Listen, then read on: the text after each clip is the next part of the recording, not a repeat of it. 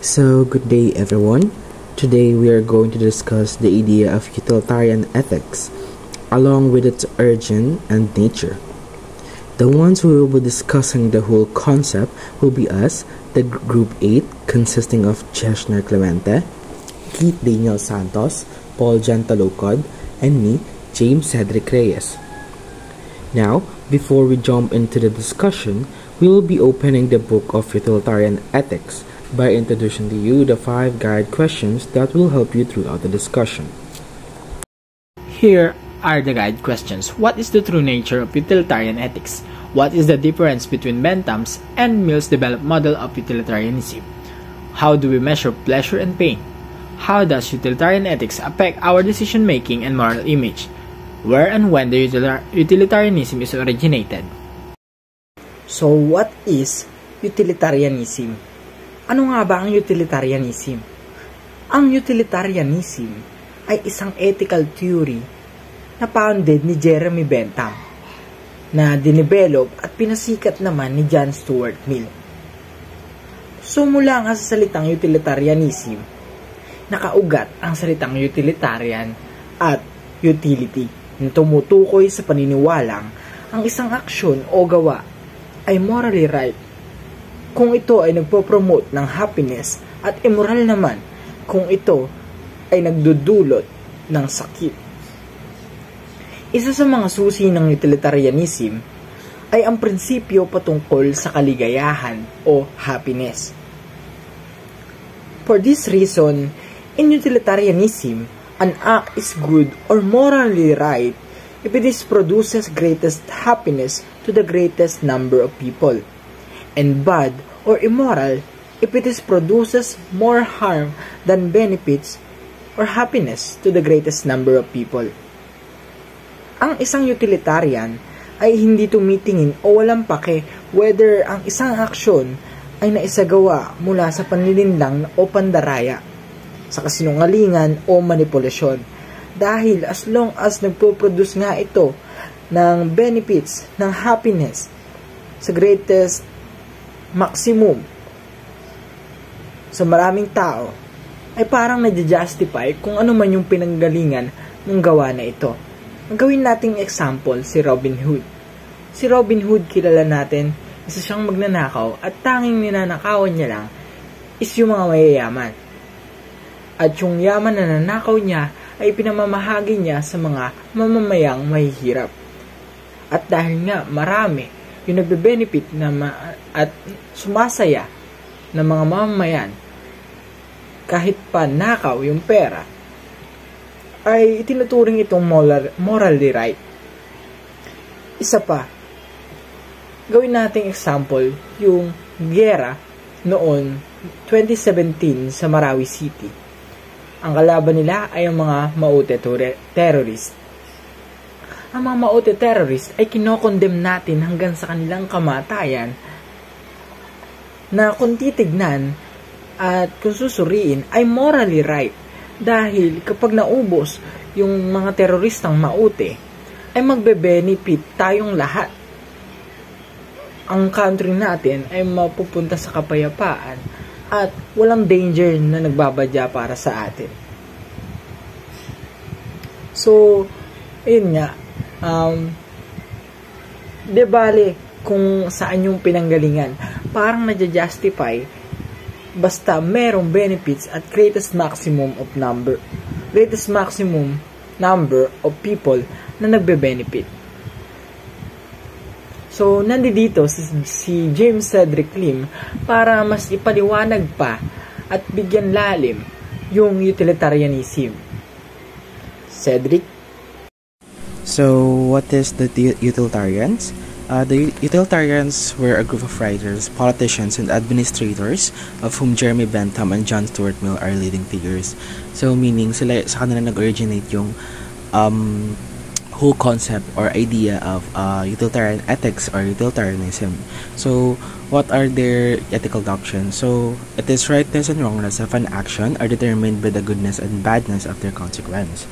So, meaning, parang, yung ginawa mo, yung consequences or yung equality nung ginawa mo is magdedepende yun sa kung paano mo siya ginawa. For an example, you did bad, syempre bad karma ang babalik sa'yo, and you did good, syempre good karma. So next, now let's proceed to the philosophers or the leading figures of utilitarianism rather. So first, we have Thomas Hobbes, a British empiricist who put an emphasis on the people's selfish concern for their own pleasure. So, in-state dito ni Thomas Hobbes na like, yung mga tao daw, mas nag-centralize sila sa pleasure nila or sa selfish concern nila, meaning they are mostly self-centered. So, parang medyo naging greedy dito yung mga tao sa pag-explain ni Thomas Hobbes. So, next tayo. David Hume. David Hume believed that people would never be able to know the universal moral law. So, sinabi dito ng David Hume na parang hindi magagrasp ng mga tao yung pinaka-meaning of universal moral law. Bakit nga ba? So, the next slide. Reason why he gave the idea that morality is focused on the people's capacity for sympathy. So, ayun nga, nasagot natin yung tanong dun sa latter slide, no? Kasi nga, mas nag-focus din yung mga tao sa sympathy, which is, hindi naman siya, like, wholly bad, but nakaka-apekto siya sa pagiging morally right ng isang tao. So, ayun. Next, we have John Locke. So, sinabi dito ni John Locke na the aptness to produce pleasure is what we should consider as good. Pero tsaka muna natin yung pagtuunan ng pansin. Hindi pa tayo sa kabilang sinabi ni John Locke, which is the desire to produce pain is to be considered as evil. So, sinabi ni John Locke dito na if you produce pain or like if you did bad, it is considered as evil. So, yeah. Simple term lang yun, parang simple meaning lang, pero it is actually deep na when it comes to utilitarian ethics. So, ayun nga, kabalitaran to nung yung other na sinabi ni John Locke, which is the aptness to produce pleasure is what we should consider as good.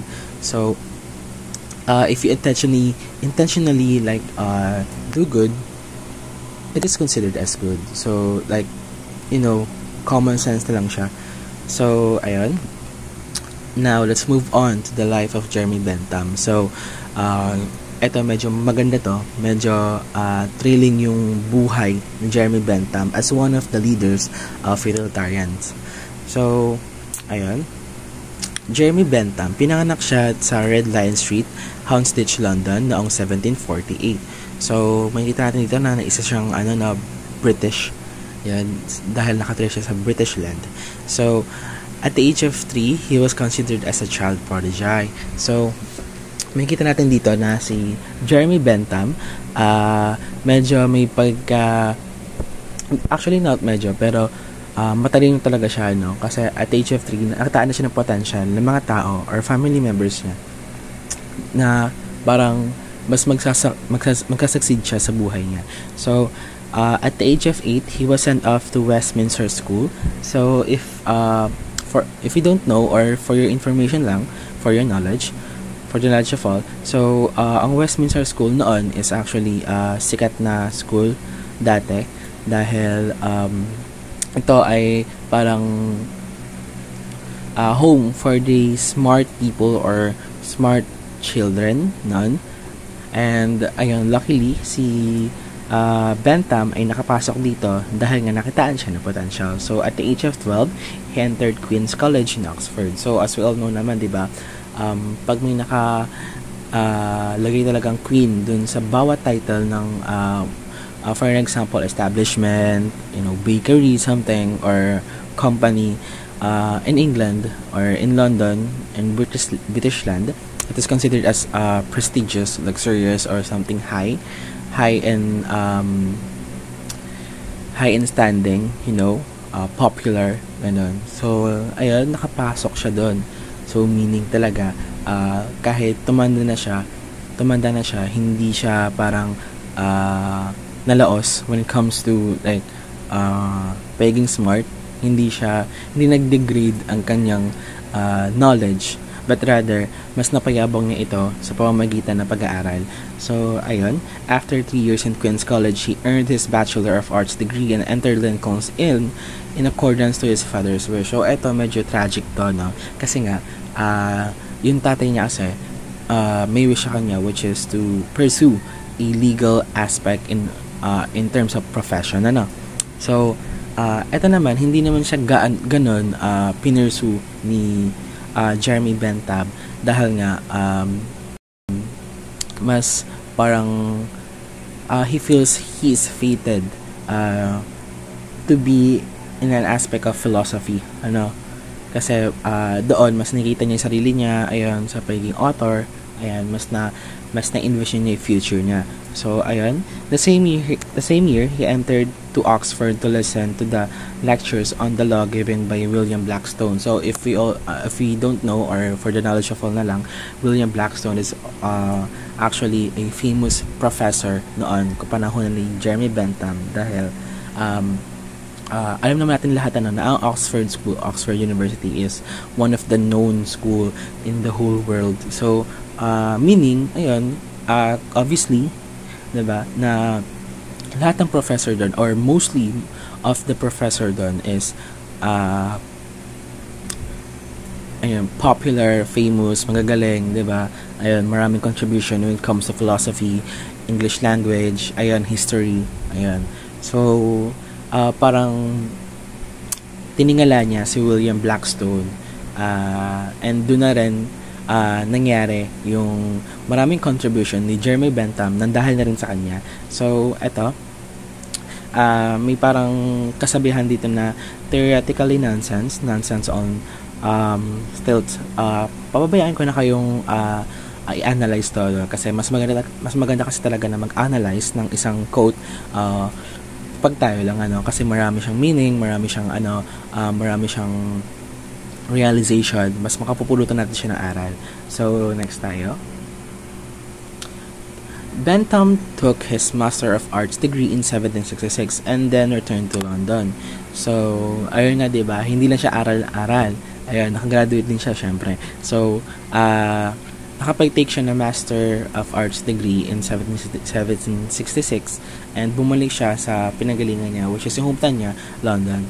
So, ayun nga, ano, makikita natin dito na like hindi talaga niya pinursu yung legal aspect of profession, but rather the arts, or like what we call this, the essence of being a artistic person. So he was also influenced by the philosophy of John Locke and David Hume. So dito makikita natin na si Jeremy Bentham as given is one of the leaders when it comes to utilitarian ethics or utilitarianism, along with John Stuart Mill. No? So, actually, hindi siya yung pinakalakaisip ng utilitarianism, but rather na-inspire lang din siya, kagaya ng ating mga philosophers noon na nagkaroon din ng philosophy and na-inspire din sa kapwa nila philosophers. So, ganoon din si Jeremy Bentham. Na-inspire din naman siya sa philosophy ni John Locke and David Hume. So, ayun, tragically, namatay si Jeremy Bentham noong 1832 at the age of 85. So, gaya ng sabi ko kanina, naging author din siya, no? His book, Introduction to the Principle of Morals and Legislation, published in 1789. Ayun, nakasulat siya ng libro, and yung libro na to, it gave him recognition, achievement, awards, ayun, ganyan, in the field of philosophy. Ayun, kahit pa paano na person naman niya, yung dream niya, which is yung pagiging philosopher and yung path of philosophy. So, sa book niya, pinakalagay na nature has placed mankind under the governance of two sovereign masters, and pain and pleasure. So, dito makikita natin na binanggit ni Jeremy Bentham na pinamumunuan talaga ng dalawang concept or idea ang isang tao, which is yung pain and pleasure, na mas malaki talaga contribution when it comes to utilitarian ethics or utilitarianism. So, let's go to the next. The life of John Stuart Mill. So ayun, John Stuart Mill, he was born in London, year 1806. He is the oldest child of James and Harriet Mill. So, ayun, his father was a Scotsman who pursued an intellectual career in London. So, makikita natin dito, no? Mababasa natin na medyo may pagka-well-off si John Stuart Mill. So, his father was a respected author and a follower of Jeremy Bentham. So, ayun, gaya nga nasabi ko, may pagka-well-off sila, marami silang recognition, and also yung father niya, kilala din as author and a follower of Jeremy Bentham as stated here. So, ayun. Meron din siyang journey as a child. So, at the age of 3, he began studying Greek. May kita natin dito, no, na parang, like, kagaya din siya ni Jeremy Bentham, na, like, at the age of 3, nakitaan siya ng potential. Dito naman, si John Stuart Mill, rather, parang, nag-start na siya magbasa ng Greek, which is a good start, to be a smart child talaga, no? Kasi tayo na at the age of 3, hindi natin alam kung ano pa pinag-aaral natin nun. Kasi nga, minsan may mga late bloomer na mama and papa pa lang yung pinag-aaralan nun, or minsan naman may mga advanced na, no, na ABCD, no, doon ang Cocomelon, ganyan, naglalahad na. Pero si John Stuart, nag-aaral na agad siya ng Greek. So, ayan, before 7, he was able to read Greek authors in their own language. So, magandang head start, no, and maganda ring achievement, kasi at the age of 7, he was able to read lots of works, lot of literature of philosophers, Greek authors na rin, especially like parang in their own language, diba? So imagine in London they have the original English, but he is studying Greek rather. So parang super hirap nun, super difficult to begin with. So, ayun, by the age of 8, he was able to read major works of Plato and began to study Latin, Euclid, and algebra. So, at the age of 8, ano tayo? Ang pinag-aaralan pa lang natin is division, multiplication, or if like, ala pa tayo doon, maybe subtraction. Ayun, so siya, nasa algebra na agad, ayan, nasa ano pa lang, di ba? Tayo, mother tongue pa lang natin yan, may mother tongue pa tayong subject. Siya, may Latin na agad. So, ayun, John Stuart Mill stated na, ayun nga, may kinote siya na I was never a boy. Medyo may pagka-tragic to, no? Kasi si John Stuart Mill, pinressure siya ng tatay niya. Dahil nga, diba, kasi nga ang tatay niya is, well-known, a well-known author. So, maybe, pinressure siya. Ayun, in some ways, na parang makaka-apekto rin sa kanya to not experience his childhood. So, makikita natin dito, no, na like yung achievement niya is actually not rooted from like his own his own decision, but rather we can hint here na parang medyo na pressure din siya, kasi imagine at the age of 3, ayun, at the age of 3, 7, and 8, ang dami niya na achievement, which is medyo icky nga talaga pakinggan, no? Kasi minsan pag tayo nun, like nag-enjoy pa lang tayo sa buhay, siya nag-aaral na agad. So ayun, sinabi rin niya dito na through the training bestowed on me by my father, I was fairly safe with an advantage of a quarter of a century over my contemporaries. So medyo malalim to, no? So meaning lang nito, hindi niya na-experience whole life, no, na maging bata ulit, or never niyang na-experience na parang mabuhayan as one of the people na nag-e-enjoy lang sa buhay. So ininvest niya lang lahat yon sa pag-aano niya, pag-study niya, ayan, to make his father proud. Ayan. So next, so eto, no, Mrs. Harriet Taylor formed a lasting relationship that provided an additional unexpected dimension in his personality. So, si Mrs. Harriet Taylor, actually medyo rocky yung relationship nila. So, ayun. After the death of Mrs. Taylor's husband, John and Harriet married each other. So, ayun, may gina natin dito na may romance din pala, no, hindi kay Jeremy Bentham kasi may pagka tragic din, ano, pero dito may pagka romance, may pagka soft side pa yung kwento ni John Stuart Mill. So eto, no, ito yung maganda dito. Mrs. Taylor was credited as a co-author of several works of Mr. Stuart. So meaning parang naging inspiration ni Mr. Stuart si Mrs. Taylor dun sa mga work niya, sa lahat ng literatures niya, naging inspiration niya kasi ginawa niyang co-author. So his involvement in politics highlighted views as an advocate of utilitarianism. So parang like naging involved din siya sa politics, which is parang mas nag-bloom yung view niya, yung principle niya in terms of utilitarianism. Doon niya na-apply lahat ng paniniwala niya, lahat ng philosophy na nabasa niya, philosophy from his father, philosophy from Jeremy Bentham, lahat yon doon niya na-apply. So, tragically, namatay siya at the age of 57, years 1872. So, let's move on to the principle of utilitarianism. So, ayan. Quick pahapyaw na lang, ano. Utilitarianism claims that there is one and only moral principle, which is the principle of utility. So, ayan, from the word is of utility, mostly ang magka-come up sa mind natin is resource, ano. So, utilitarianism may be rightly called teleological, from the word telos, which means and or purpose. So, ayan, may kita natin dito na may origin word din, ano, yung parang other term of utilitarianism. So, ayan, both Bentham and Mill were desirous of getting rid of any strain in individualism and subjectivism. So, pareho sila na may aim, ano, may goal na alisin ang kahit anong strain, kahit anong dumi sa subject or concept of individualism and subjectivism. So for this reason,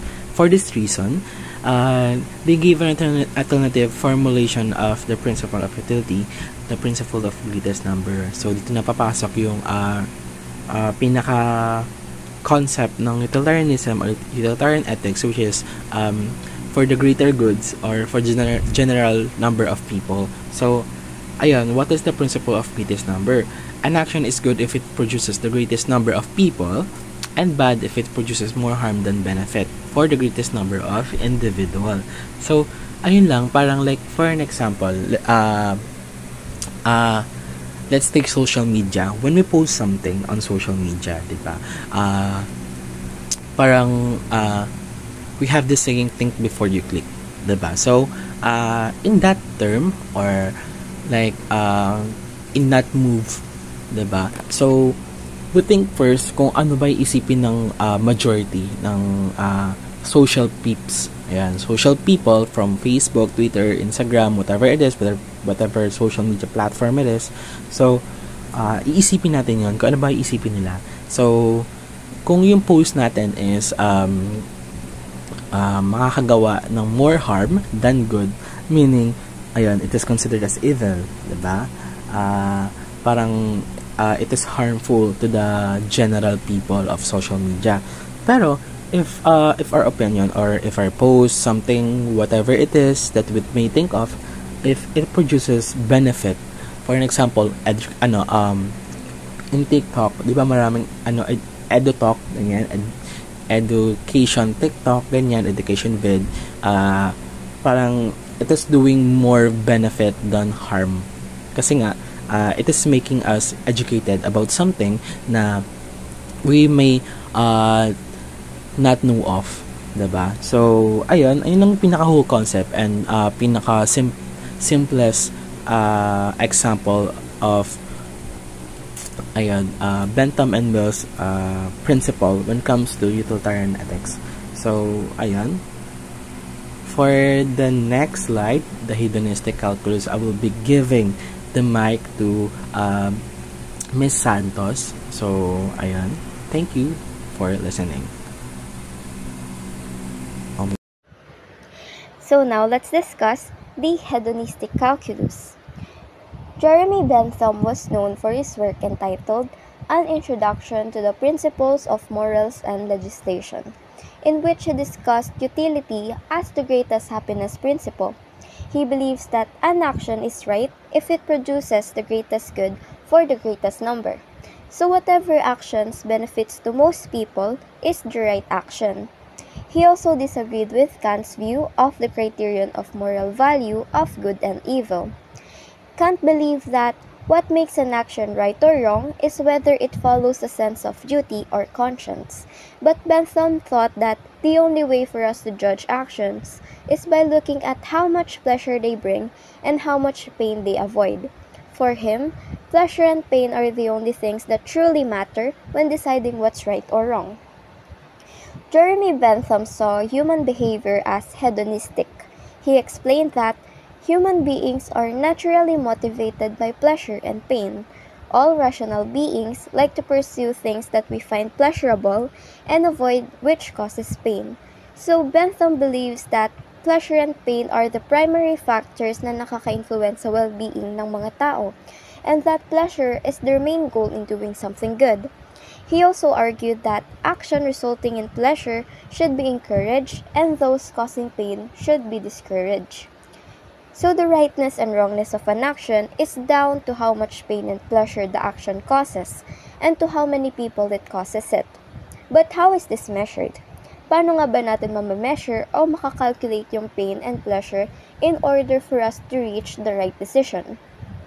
Dito napapasok ang hedonistic calculus that was devised by Bentham, kung saan i-measure niya ang pleasure and pain of a situation by focusing on these 7 things: the intensity, duration, certainty, propinquity, fecundity, purity, and its extent.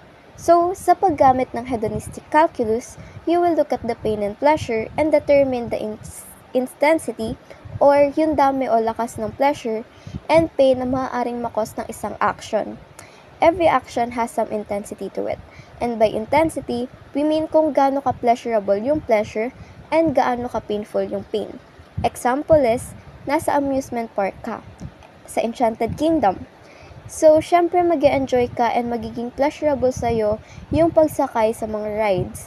Pero, ang sakit-sakit na sobrang haba pa ng pipilahin mo para makasakay ka sa mga rides na yon. So, by using hedonistic calculus, makakalculate natin kung ano ba mas matimbang. Yung pain ba na dulot ng mahabang pagpila o yung pleasure sa pagsakay sa rides. Next is duration, o kung gaano katagal magtatagal yung effect ng pain or pleasure. Some pleasure and pain are really short, but some are longer. So, balik ulit tayo sa Enchanted Kingdom. Yung pagsakay sa mga rides might provide us with 10 to 15 minutes of pleasure, but yung pagpila ng pagkahaba-haba might provide us with 1 hour of pain. Next is certainty.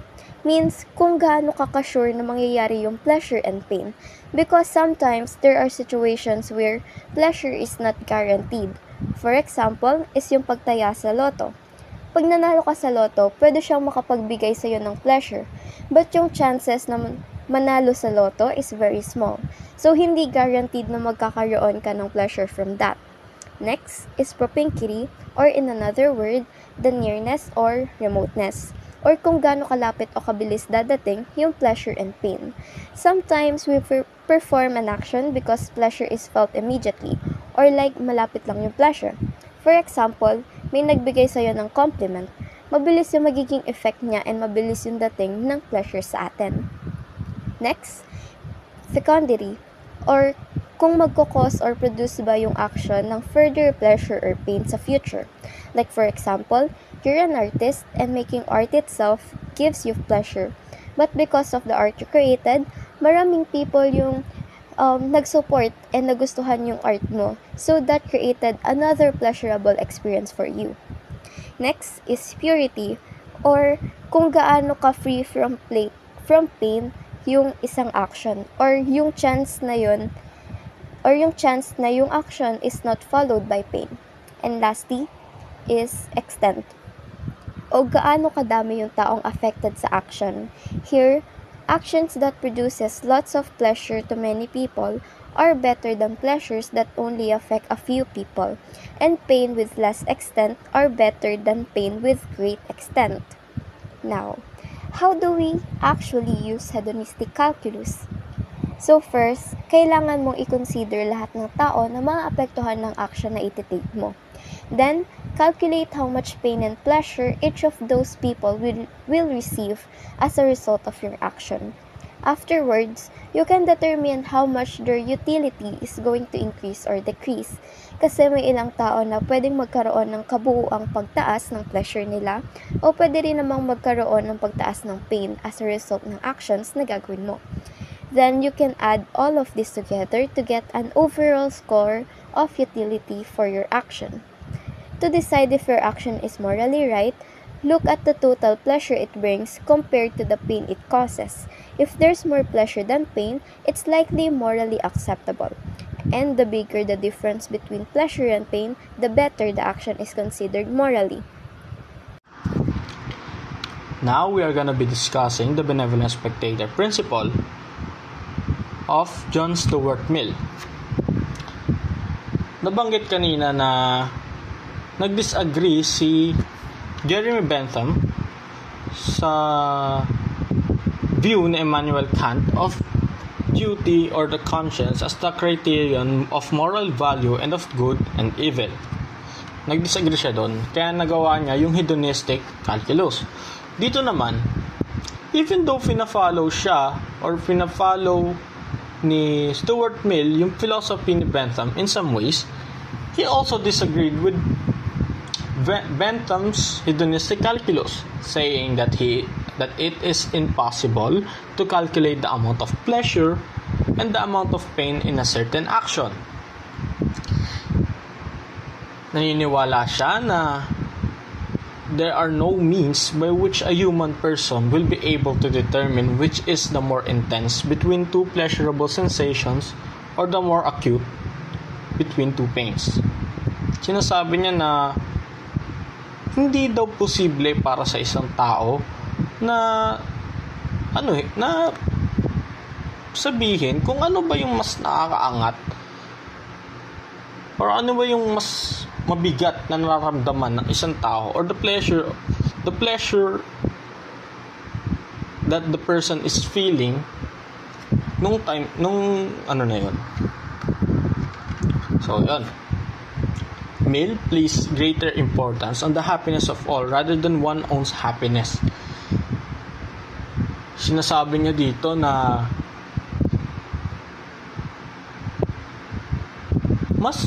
mas pinahahalagahan. Sinasabi dito na mas pinahahalagahan ni Stuart Mill ang importance ng lahat kaysa sa kasiyahan ng isa. Yun. So, on Bentham's theory, it would be better to be a happy pig than a miserable human being because the pig can sense physical pleasure. However, Mill argued that it is better to be a human being dissatisfied than a pig satisfied. Better to be Socrates dissatisfied than a fool satisfied. Since binibigyan nga ng importansya ni Stuart Mill ang kasiyahan na nakararami, sa argument niya na Socrates being dissatisfied than a fool satisfied, pinapakita na hindi masaya or hindi kontento si Socrates pero kontento or masaya yung mga nakapaligid sa kanya.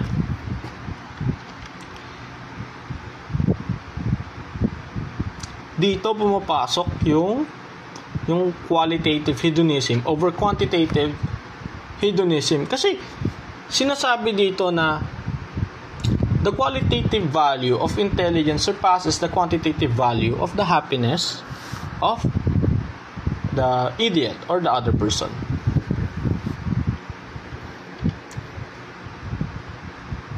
Ayan, so next. Nabanggit din dito ang isang principle na tatawagin natin or tinatawag na greatest happiness principle. It is where we chose an act that produce us the greatest quantity of pleasure and that we should naturally help other people achieve happiness. Ang sabi niya na gumawa daw tayo ng mga bagay na makapagbigay sa atin ng kasiyahan or yung makapagbigay sa atin ng magandang kalooban, and that we should naturally help other people achieve happiness, na dapat tulungan daw natin yung ibang tao na maging masaya din or makatanggap ng kasiyahan. Iyon yung tinatawag na greatest happiness principle. Tinanggap ni John Stuart Mill itong principle na to, pero nagdagdag siya ng quality of altruism or the otherness by saying that the happiness which forms the utilitarian standard of what is right in conduct is not the agent's own happiness but that of all concerned. Simply stating that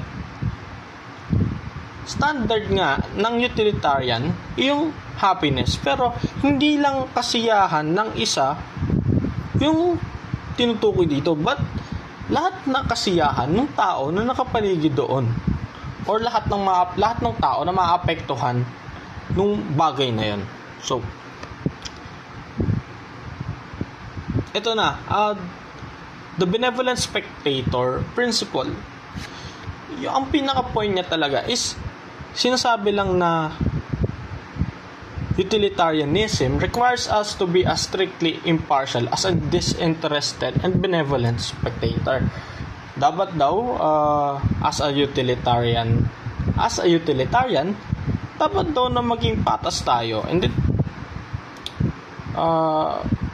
tingnan natin yung both sides. Iyon. So, next.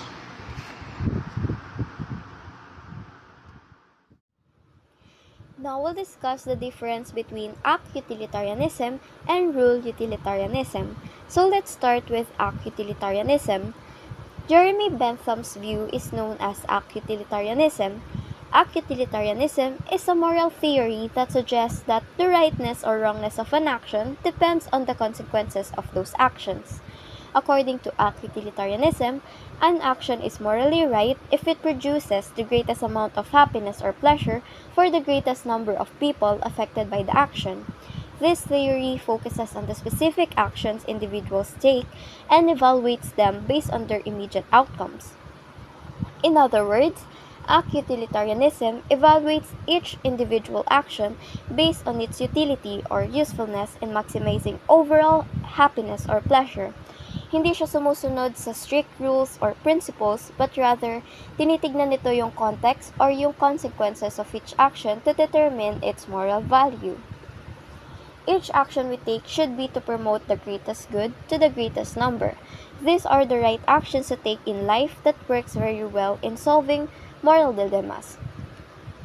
So let's say you're on a boat and may dalawang people na nalulunod sa isang area ng dagat and may isa pang tao na nalulunod din but nasa isa pa siyang side ng dagat. So magkahiwalay sila but wala kang enough time to reach both places. The utilitarian principle or act utilitarianism would say na the morally right action is to rescue yung dalawang tao na nalulunod kesa doon sa isa kasi it produces more overall happiness or pleasure, even if it means na kailangan mo i-sacrifice yung life ng isang tao. Act utilitarianism said na sa lahat ng pagkakataon, kailangan mo mag-act sa paraan na magkakos ng least pain and most pleasure to the people. Kaya kung nasa situation ka where kailangan mong magsinungaling, manloko o kahit pumatay, since katulad ng sinabi ko, walang sinusunod na rules or law yung act utilitarianism, as long as makakapag-cause siya ng pleasure sa madaming tao, dapat mo siyang gawin. So, that's the end of act utilitarianism. Now, for the rule utilitarianism, I'm passing the mic to Jashner. So, for the other part, or the other type of utilitarian, from John Stuart Mill's writing, he also described act utilitarian. However, in the other passages, he seemed to have advocated what is called the rule utilitarianism. According to this version of utilitarianism, People must evaluate the moral correctness of an action not with a reference to its impact on the general happiness, but rather with respect to the impact on the general happiness of the rule that the action embodies.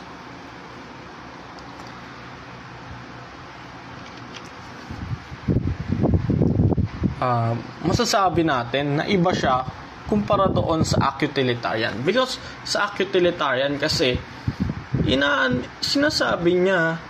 sinasabi doon na okay lang kahit may malabag kang rule doon sa lugar na yon, or sabihin natin lumabag ka sa batas. Pero sa act utilitarian, hindi natin papansinin yung batas na yon since inaano niya yung act, yung nangyayari or the impact of that act, of that certain action to the people.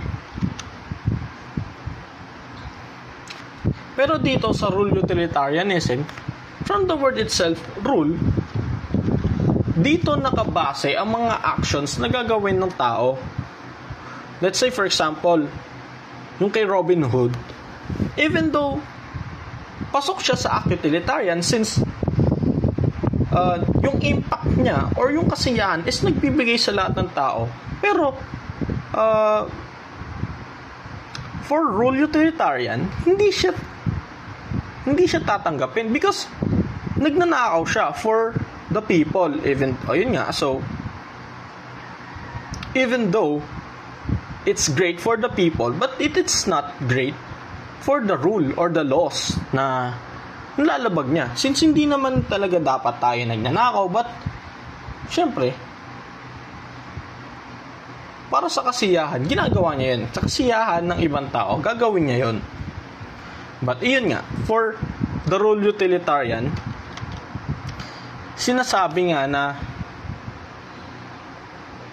dapat ang maging action natin is within the rule.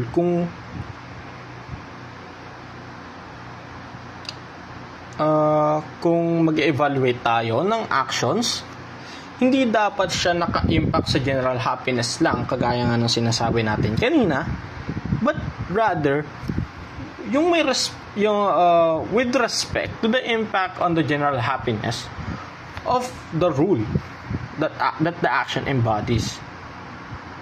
So dapat talaga is nakapasok siya sa rules. So rule utilitarianism maintains that the principle at issue should be used to test moral rules, and then the rules can be utilized in order to decide on which moral judgment is right or wrong under the circumstances. Therefore, rule utilitarianism considers the possible results in the light of a rule. This simply says that under rule utilitarian, the moral correctness of an action is not based on the person itself or in the situation that is happening. Rather, it depends doon sa action na ginawa ng tao na pwedeng tama, pwedeng mali. Depende doon sa rules or sa sinasabi ng batas. Iyon lang po. So that's the end of our report. Thank you all for listening and taking the time to patiently listen to our report about utilitarian ethics. I wish you all a blessed day.